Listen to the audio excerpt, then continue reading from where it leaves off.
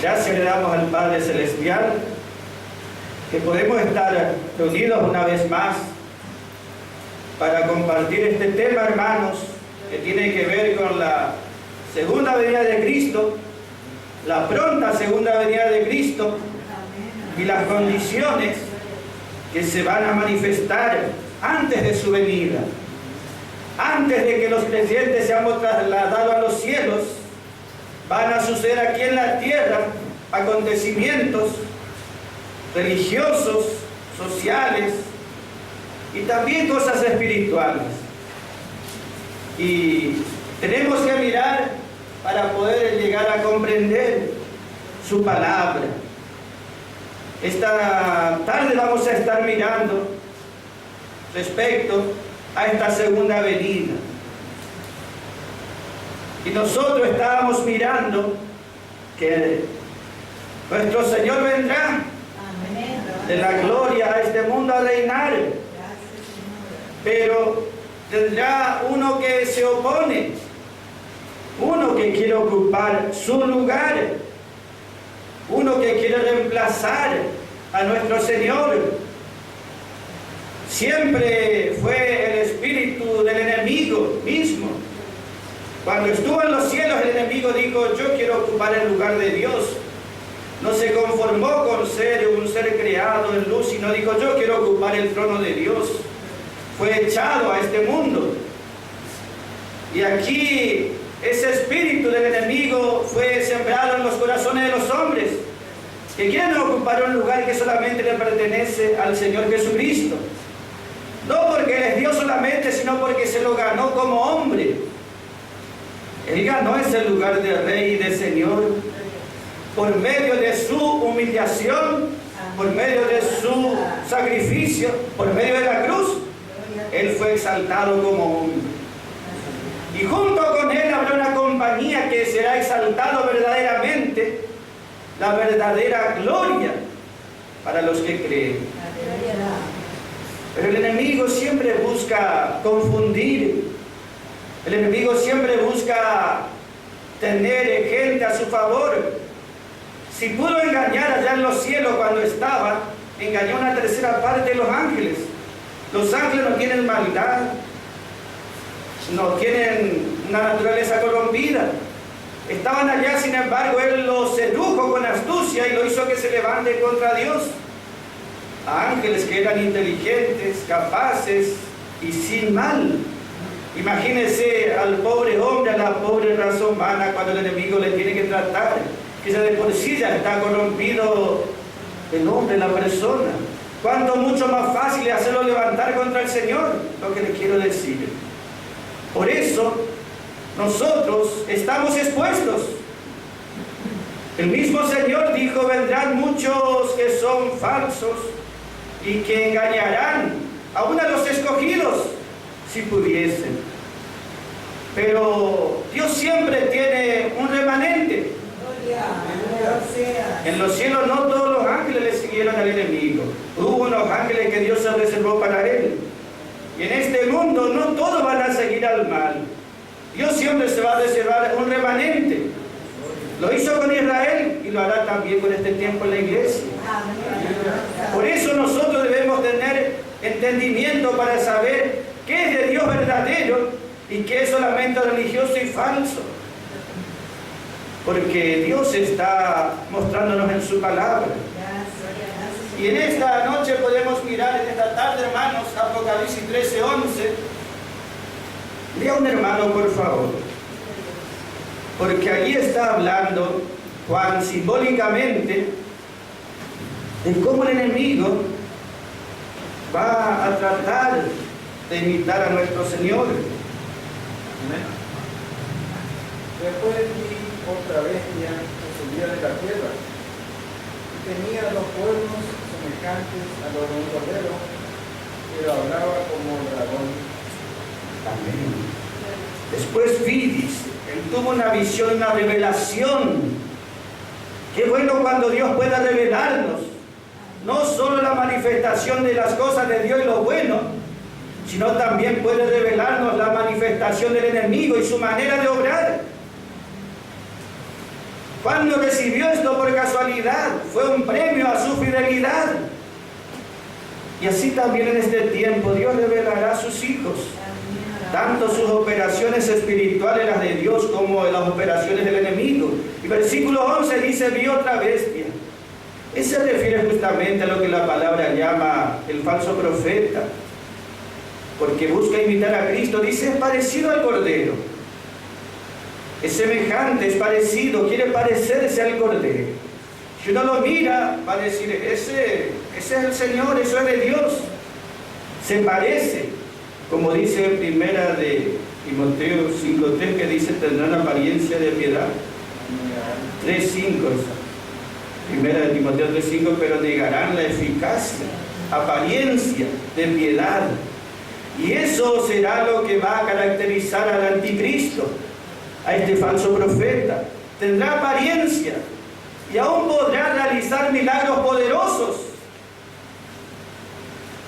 Pero lo que no podrá imitar, que acá dice versículo 11, dice: si uno mira, todo es parecido al Cordero, pero cuando habla ahí se descubre. Cuando da su mensaje, cuando expresa su palabra, su mensaje, ahí uno se da cuenta. El que tiene discernimiento dice: ese no es el hablar del Cordero Jesucristo. Ese hablar no pertenece a Dios, sino al que está contra Dios. ¿Entiende? Por eso pusimos: puede imitar el poder. Algunos se llevan: no, si hace poder y milagro es de Dios. El enemigo hará muchos milagros, poderosos milagros.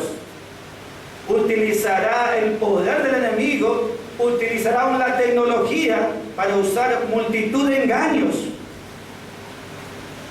Pero lo que no podrá imitar nunca es el mensaje. ¿Entiende, hermanos? Porque el mensaje de Cristo, el mensaje de los hijos de Dios es uno, y el mensaje del enemigo siempre es otro.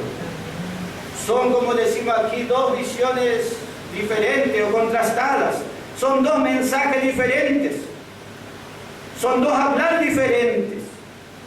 Y en ese tenemos que discernir y distinguir cuál es el hablar de Dios y cuándo es el enemigo el que está hablando, por más que tenga una capa religiosa. ¿Entiende, hermanos? El mensaje del Cordero siempre es la cruz, juicio, muerte y resurrección.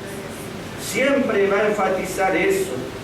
En cambio, el hablar del enemigo siempre no habla de muerte. Él dice: se puede reformar el hombre sin pasar por Cristo y creer en la cruz de Calvario. Se puede reformar este mundo haciendo buenas intenciones y buenas obras.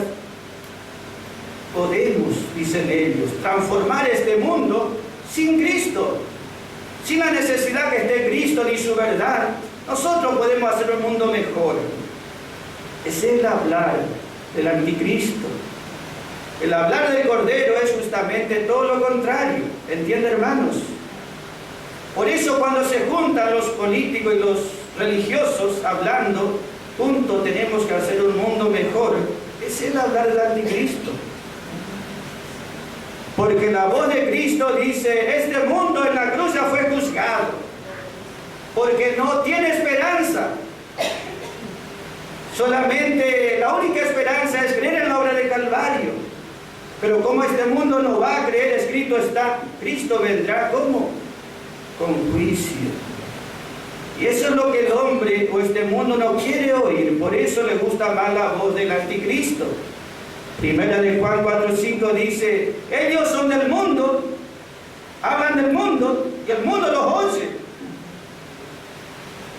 Ellos son del mundo, hablan del mundo y el mundo los oye. Pero nosotros hablamos de la palabra y el que es de Dios nos oye. ¿Entiende, hermanos? Qué bueno es saber, tener ese oído para distinguir y decir: esta es la voz del dragón, del diablo. Esta es la voz del Cordero. Y no guiarnos por las apariencias, por los títulos, no guiarnos por los milagros siquiera, sino guiarnos solamente por su verdad. De ahí que hay dos visiones, dos panoramas diferentes. está esa visión que nos da Pablo, la visión paulista, podemos decir, que nos da la palabra de Pablo. Y después está la otra visión. La visión que está en todos lados en la cristiandad, no importa qué religión es, si es católico, evangélico, bautista, sabatista, testigo de Jehová, mormón o quien sea, ellos tienen otra visión respecto a cómo será el futuro, cómo será la venida de Cristo, o cómo será la condición cuando venga Cristo. Y Pablo nos da su propia versión de este panorama, ¿entienden, hermanos? Y está allí escrito en 2 de Tesalonicenses, capítulo 2, versículo 3.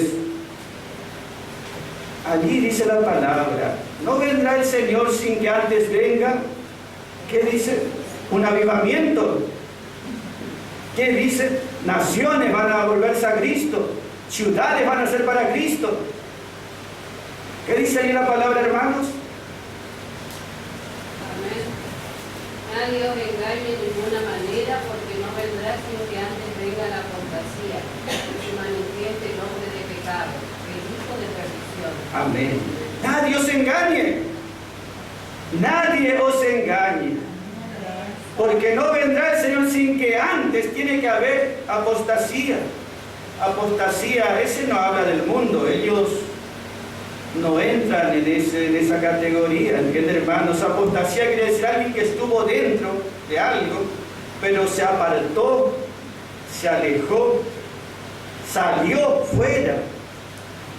Pero el problema, ¿cuál es?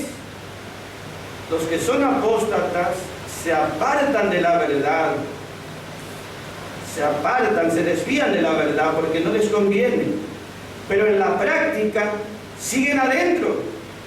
Y ese es el peligro, porque si fuesen al mundo o a otros lugares, ellos están dentro de la iglesia, dentro de la cristiandad, ostentando títulos grandes. Y ese es el peligro justamente. Ellos, ¿entienden?, se desviaron de la verdad por conveniencia, pero ellos siguen en la práctica dentro. Y ellos están no por el Señor o a favor de la causa del Señor, sino están contra Cristo. La palabra apostasía quiere decir una rebelión, un motín. Pero es un motín disfrazado para que así tenga el apoyo de la mayoría. ¿Entiende? Si alguien se rebela contra Cristo directamente, ¿quién le va a apoyar? Pero cuando es una rebelión bajo una capa de religiosidad, entonces la mayoría va a entrar en eso. No entraron los ángeles en los cielos, donde no hay maldad y donde ellos no tienen ninguna maldad, entraron en esa rebelión contra Dios. Imagínense aquí en la tierra los hombres que tienen naturaleza corrompida de por sí. Si Dios no hace un milagro y Dios no libra, todos sí o sí vamos a caer. De hecho, dice la palabra, todo el mundo en su momento va a caer. No importa si es grande, chico, hombre, mujer, rico, pobre, esclavo o señor, no importa, todos, del pequeño al más grande, van a caer en esta situación. Por un poco y breve tiempo, por un poco y breve tiempo. Ese anticristo reinará en este mundo como que no hay Dios. Y en verdad Dios habrá dejado por un momento este mundo. Y hará su antojo durante 7 años. Y esos 7 años del reino del anticristo sobre este mundo se llamará un tiempo de tribulación. Va a sufrir mucho la gente en ese tiempo. Nuestras luchas son pequeñas en comparación a lo que será ese tiempo. Nuestras luchas son pequeñas y son recompensadas. Esas luchas no tienen recompensa. No son por fidelidad a Dios, sino son por dureza hacia Dios. Entonces nosotros, ¿qué miramos, hermanos? Está la visión de Pablo, la apostasía. Por eso decimos que la mayoría del cuerpo de Cristo estará dormido. La mayoría de los salvados estará dormido. Pero también vemos que hay otra visión. Esa visión justamente es la que el Señor nos advirtió allá en Mateo 13, versículo 33, donde dice una parábola, y allí dice: una mujer escondió levadura en 3 medidas de harina y todo quedó leudado. Esa es justamente una mujer. Habla simbólicamente, una compañía religiosa. Ella escondió algo en la harina, en la palabra. Escondió error. Dentro de lo que es verdad puso error. Hasta que todo quedó leudado. Pero que dice escondió. Entonces al esconder, ¿quién va a saber? Nadie se da cuenta. A no ser que tenga ojos espirituales o discernimiento. Esa mujer está hablando de la Iglesia Católica directamente. Esa compañía religiosa que sembró en medio de la verdad, puso mucha levadura, mucho error. Entonces, en definitiva, todo quedó errado y leudado. Pablo dice: un poco de levadura leuda todo. Entonces eso está escondido, pero está allí presente y hace su resultado. La Iglesia Católica tiene su versión, entiende, hermano. Esa versión que era primero de la Iglesia Católica ahora está siendo abrazada por toda la cristiandad, incluidos los pastores evangélicos.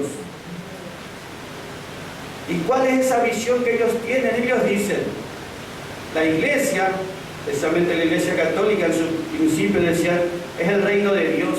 Nosotros, la Iglesia Católica, decían ellos, tenemos que transformar este mundo. Tenemos que hacer cáritas, fundaciones, alcohólicos anónimos, tenemos que trabajar con la política, tenemos que trabajar con la medicina, tenemos que hacer ayuda humanitaria. Nosotros tenemos que transformar este mundo, hacer de este mundo algo bueno y mejor para vivir. Siempre fue, por eso la Iglesia Católica ocupa todos los lugares sociales, de toda clase. Ellos están siempre presentes desde el principio. Siempre la Iglesia evangélica se caracterizó ¿por qué? Siempre nos dejaron de lado y nosotros solamente mirábamos la gloria de los cielos. Pero ahora la Iglesia Católica dice: no, ahora todos juntos tenemos que estar para transformar esta sociedad. Ahora todos juntos tenemos que estar unidos para hacer una buena obra. Y ese justamente, ese pensamiento, esa visión, tenía primero la Iglesia Católica, que ellos eran el reino de Dios y que ellos transformarían este mundo. Ahora, todos los pastores evangélicos tienen ese mismo pensamiento. Ellos, los pastores evangélicos, rechazan toda idea de la segunda venida. Ellos nunca van a hablar de que Cristo viene. Ellos dicen: tenemos que transformar esta sociedad. La Iglesia tiene que hacer sin la presencia del Rey Jesucristo. Por eso ellos dicen: tenemos que estar todos juntos. A nivel local, a nivel nacional y a nivel mundial, ese es el pensamiento. Y ese es el espíritu del anticristo. Cuando se juntan diferentes religiosos buscando frenar que la delincuencia, que la pobreza, que la moralidad, es el espíritu del anticristo. Buscando hacer un mundo mejor, pero dejando de lado la verdad de Dios y dejando de lado a Cristo Jesús, que es lo peor. Ellos dicen: dejemos de lado toda nuestra diferencia, dejemos de lado la Biblia, dejemos de lado al Señor y busquemos saber qué podemos hacer nosotros para crear una sociedad mejor. No importa si vos sos evangélico, si vos sos bautista, si vos sos testigo, si vos sos maometano, todos juntos trabajan. Acá a nivel local se llama la mesa interreligiosa. A nivel local está el arzobispo de Resistencia, están todos los pastores reunidos en una mesa y todos juntos trabajan, y siempre el razonamiento es este: y para frenar la delincuencia y contra la drogadicción y contra la injusticia y para hacer una sociedad tenemos que estar todos juntos. Pero ese no es el hablar de Dios, ese no es el hablar de la palabra. ¿Entienden, hermanos? Que cuando hablamos de algo de el anticristo, No estamos diciendo otras cosas, sino son cosas religiosas que están sucediendo todos los días delante nuestro. La aparición de un hombre que va a gobernar este mundo, un solo gobernante, ¿se debe a qué? Los hombres dicen, bueno, este mundo se va de guerra, de lucha y hambre. Hay toda clase de injusticia a nivel, un desastre este mundo. Tiene que venir alguien, un hombre, con poder y autoridad y establecer un nuevo orden mundial. Y todos le vamos a apoyar a ese hombre. Siempre la idea es alguien que arregle todo el desorden o el desastre. Pero ¿cuál es el problema? Siempre Cristo es dejado de lado. La verdad es dejado de lado. Nosotros somos la iglesia, un pueblo celestial.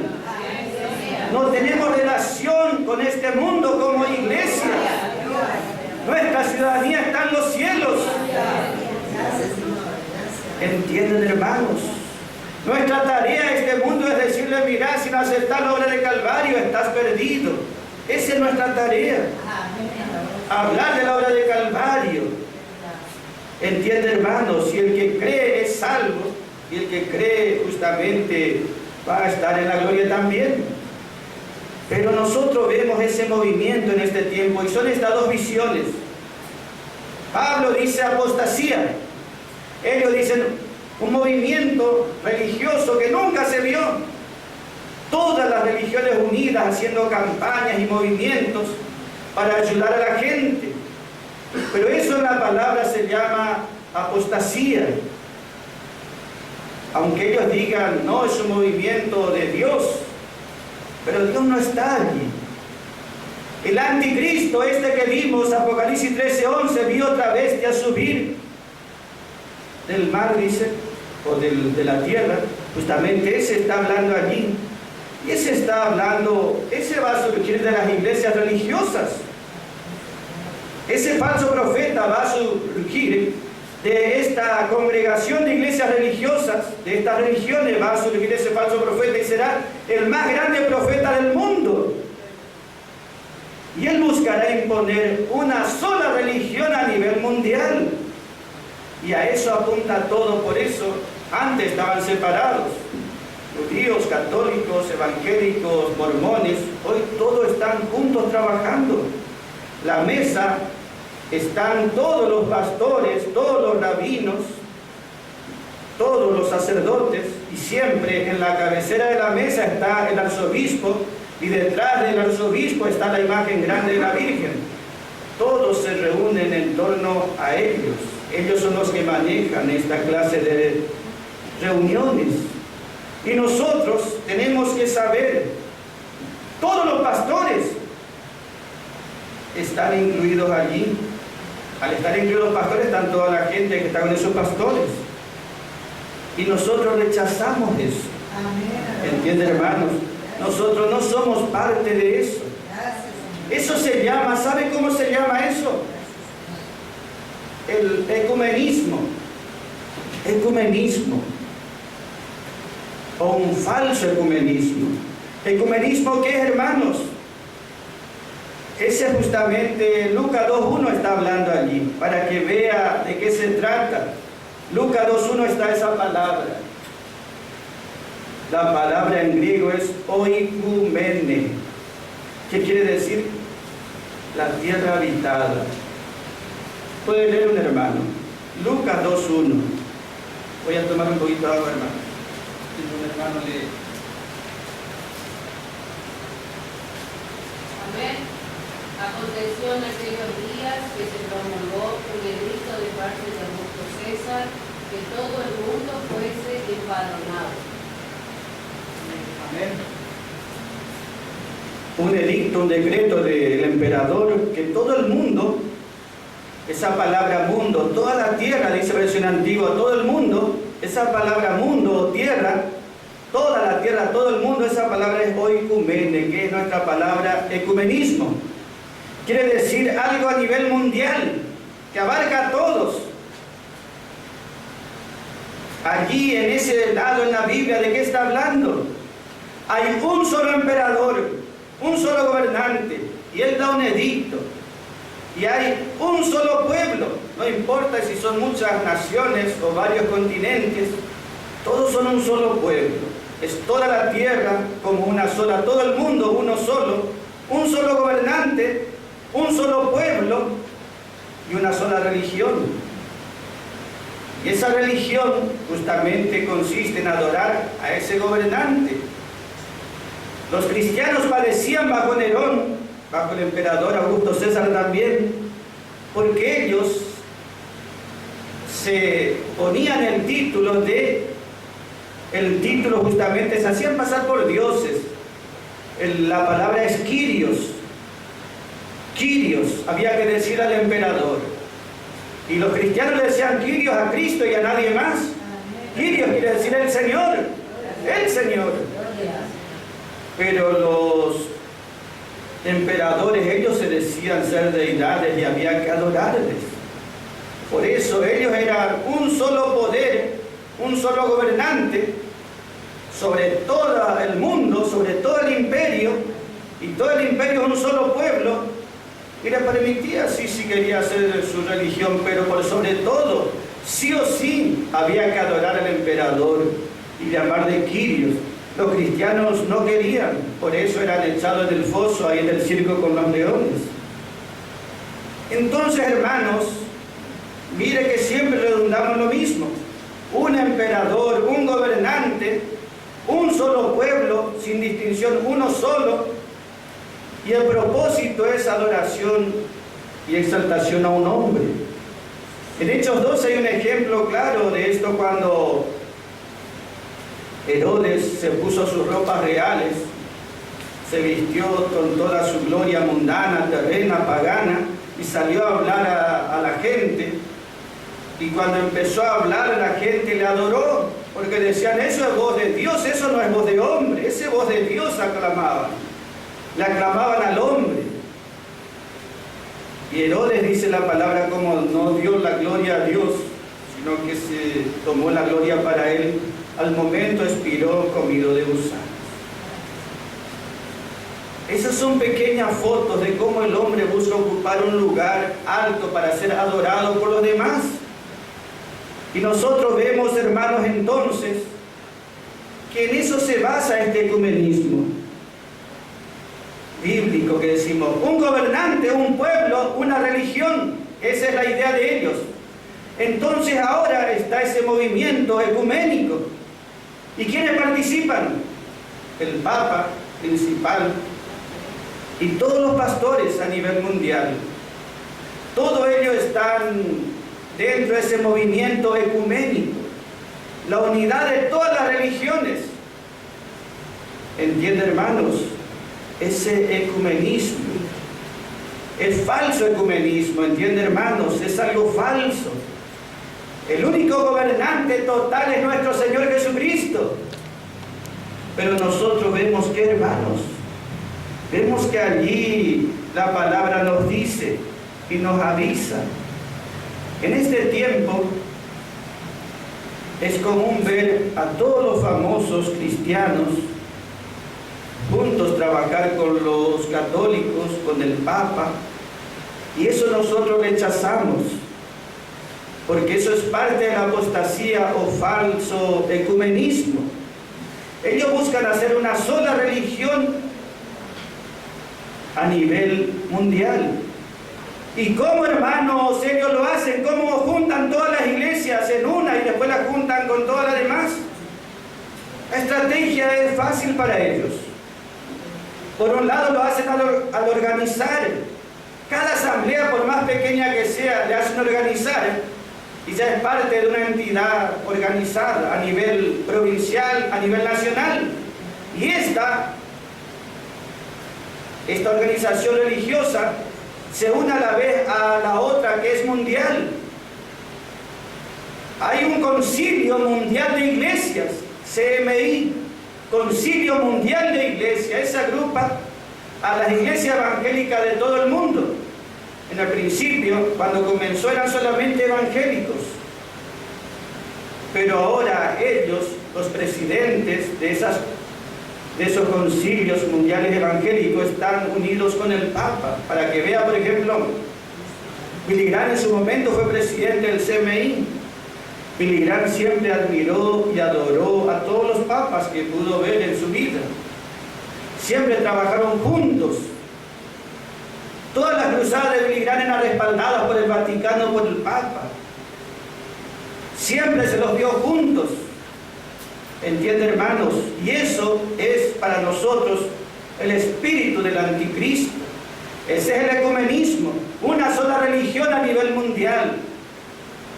Y nosotros no aceptamos esto. Entonces tenemos que mirar, hermanos, aunque no sean cosas populares, están pasando delante de nuestros ojos. Cuando vemos que un pastor elogia, alaba, exalta a los papas, estamos viendo que allí es el espíritu del anticristo hablando en ellos. Y están queriendo hablar de esa manera para que todos los que están identificados con ese pastor o líder evangélico, todos piensen lo mismo. El apóstol Pablo dice, ya está obrando el misterio de iniquidad. Ya está obrando el misterio. Un misterio quiere decir que son introducidos sin darse cuenta a algo que es de iniquidad. Un misterio. Son iniciados en un culto que no es a Dios. Y son iniciados realmente en eso. ¿Entienden, hermanos? De esa iniquidad. Y de eso habla la palabra. Por eso tenemos que en este tiempo estar nosotros bien velando por su palabra. Cuando es algo ecuménico, sepa que eso no es de Dios. Eso es del enemigo. Esa es la unión de todas las religiones. Por eso, si usted mira un poco las noticias internacionales, va a ver cómo trabajan todos los líderes religiosos de toda la religión a nivel mundial, diciendo para hacer un mundo mejor. Eso pasa a nivel local, acá en Resistencia, a nivel nacional, a nivel mundial. Siempre la idea es la misma, para hacer un mundo mejor y transformar, juntemos todas nuestras voluntades y fuerzas. Y eso es bien humanista, pero es antiescritural. ¿Entienden, hermanos? La palabra dice otras cosas. La palabra nos dice a nosotros, el que milita, no se enrieda en las cosas de esta vida. No es por la fe condenó al mundo. No es por la fe condenó. Condenar quiere decir que él juzgó, que él se apartó. Eso quiere decir juzgar o condenar, apartarse. Él se apartó justamente. Él juzgó la religión. ¿Entiende, hermanos? Él juzgó la religión de este mundo, juzgó esas formas formales y muertas, terrenas, y él dijo, yo no comparto, yo me aparto. Él juzgó las religiones de este mundo. Él juzgó la política de este mundo, diciendo, mi ciudadanía está en los cielos. Se apartó. ¿Entiende, hermano? Nosotros nos apartamos, nos separamos para nuestro Señor, para no participar. ¿Por qué? Porque la palabra dice, una falsa adoración justamente lleva a esa falsa adoración. Esa falsa adoración después será juzgada. Y la palabra dice, salid de ella, pueblo mío, y no participéis. Salid de ella, pueblo mío, y no participéis, para que no recibáis también junto con ellos. La tribulación tendría que ser para este mundo nada más. Pero muchos cristianos van a pasar parte de esa tribulación, parte de ese juicio, por no haberse apartado a tiempo. Por eso la palabra es la que nos ayuda en este tiempo a nosotros. Es la palabra de Dios la que nos va a sostener. Nosotros vemos ahora, en este último tiempo, cómo está la imitación del anticristo en lo verdadero y espiritual.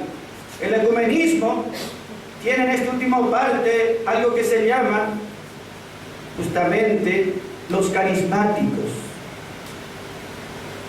¿Entienden, hermanos? La renovación carismática.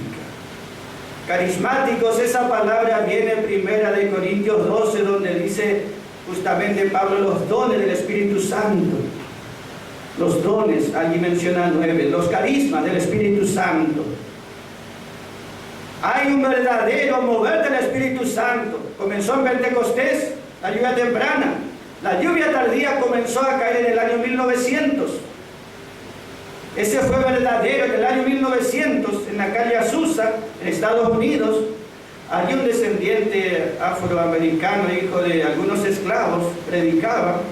Y allí cayó el Espíritu Santo en un establo que era un lugar bien bajo, ¿entiende, hermano? Un lugar donde se juntaba más que nada esclavos, podemos decir. Eran negros todos.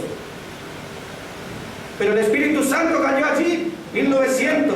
Se conoce la historia, la calle Azusa. Esa en la lluvia tardía empezó a caer y la gente volvió a hablar en lengua después de muchos siglos. ¡Aleluya!